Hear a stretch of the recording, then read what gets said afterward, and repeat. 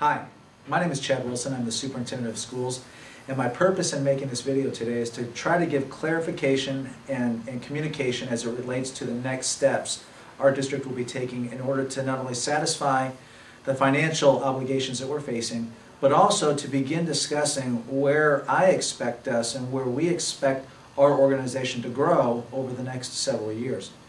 Last night at the regularly scheduled governing board meeting, the governing board directed myself and district administration to continue the process of articulating not only who we expect ourselves to be, but also how we're going to financially grow into that expectation.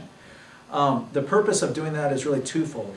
First, as a district, I expect that every single day, every single one of our students is provided a quality educational opportunity to learn. Easy to say, but very difficult to do. In the next several weeks, I'll be coming to you on a number of different videos, or even actually at some of your sites and departments, talking to you about the curricular and instructional expectation that we will grow into as a district.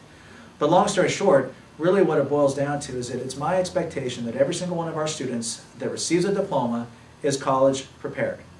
Now that doesn't necessarily mean that every kid's going to go to college, but any student that receives a diploma from our school system should have the ability to continue their learning in year 13.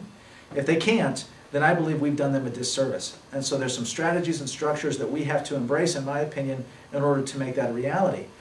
But in order to do that, we also have to really be honest about the financial issue that we're facing. And so the second part of the discussion last night was, how do we not only satisfy the financial burden that we are currently facing, but also how can we position ourselves for future success in connection to and in context with who we expect ourselves to be. Over the last 4 or 5 months, I've come to you and I've said that we will look at all avenues in order to reduce our school budgets. We'll look at programs and we'll look at people.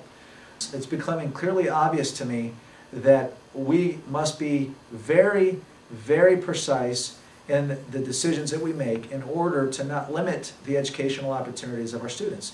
As a result, the governing board has directed myself and Dr. Lockwood to further explore the closing of schools. In fact, the closure of 2 schools.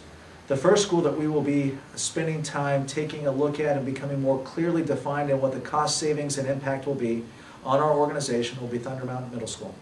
The second school that we will look at will be Gold Canyon Elementary School.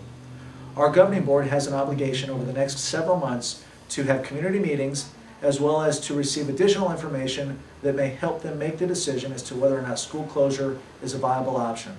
And over the next several weeks, I will come to you not only to talk about the expectation for curricular instruction, but also to talk with you more about the process that we will use in order to accomplish the goal of determining whether or not A, we should close schools, and then if we do, B, how and when that will occur. One of the things I've said from the very beginning is that my job is to make sure that I provide you timely information.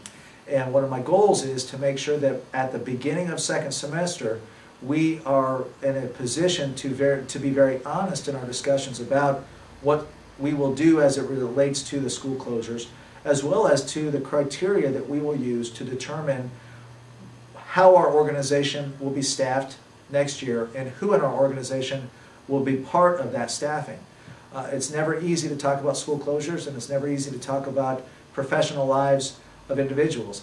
But I believe it's in the best interest of the district and also the best interest of our employees to be timely in our decision-making process. This is not an easy situation for us, and it's not an easy situation for you. And I just ask that over the next several weeks, you stay tuned to listen to what we are prepared to do and why we're prepared to do it. And as always, if you have questions or concerns, please don't hesitate to talk to myself or to Dr. Lockwood. Thanks.